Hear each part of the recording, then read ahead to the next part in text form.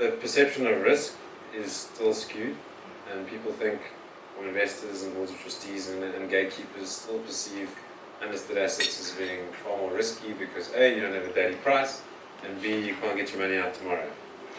However, we all know the listed market has had many governance failures and/or issues that potentially are not found in the private markets because of the level of governance and oversight and ownership that's taken by the stakeholders who we allocate capital to in investing in underlying companies. So I think in some range, adoption is still slow.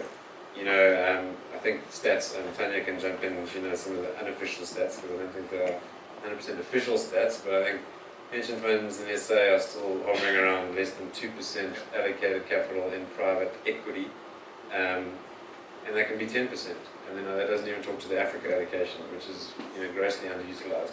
So I think the conversations are still slow, and it's our job as kind of product developers to try and make it a little bit easier to mobilize some of these pension funds into the asset class. Definitely.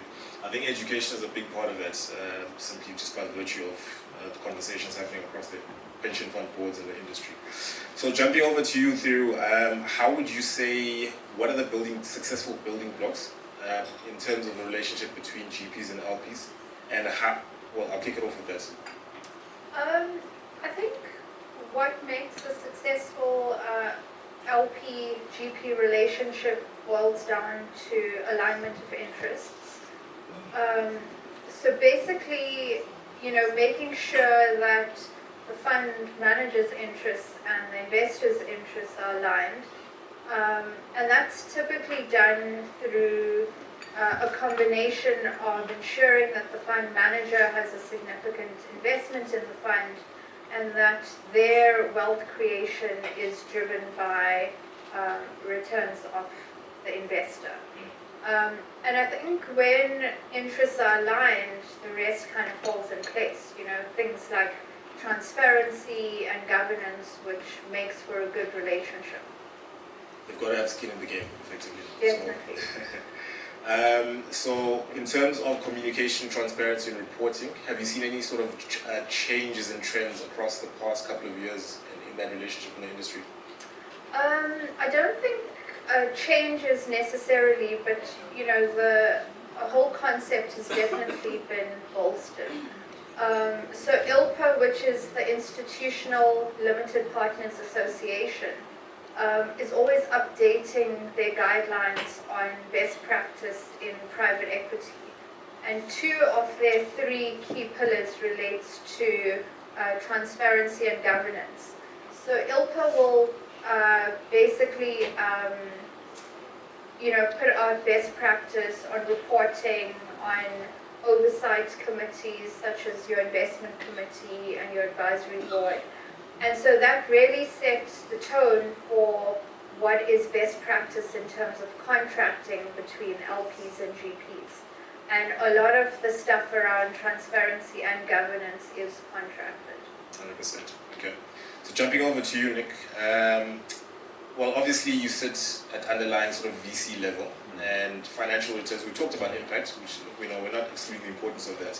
But ultimately, financial returns that box still needs to be ticked as well. So how do you ensure the ability to exit and recognize profit for investors on VC funds specifically? Because the VC landscape can be a bit challenging in South Africa. Yeah, extremely challenging. I think that when you talk about 2% of funds going into private equity, there's a very, very small portion of that actually goes into VC itself. Actually 0 now. It's the SME fund doesn't count as a pension fund, and so there isn't really. Okay, there you go. So it's actually quite interesting. It's 0. And look, I mean, the early stage that we get in, and I think from a VC perspective, Savant plays at the earlier stage of VC. We invest in pre-revenue technology businesses. We were talking about IP and IP-driven companies earlier. So, how do we create value and how do we ensure returns for our investors? And that starts off right at the beginning with our investment committee, who require that at that very early stage, pre-investment, that we've identified the route that the company is going to take to exit. And that is maybe somewhat speculative at such an early stage, but there needs to be a very clear plan on what kind of business we're going to try and help build that is going to facilitate the kind of exit that we're looking for. So, are we going to exit to an investor, another investor, or are we going to exit to a trade player?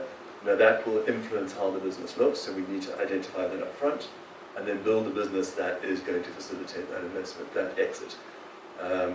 And understand that because we're getting in at such an early stage, growing a business and growing value in the business is really about making sure that it can put a product onto the market and sell it. So, theoretically fairly simple, but from a practical perspective, actually quite challenging. Yeah.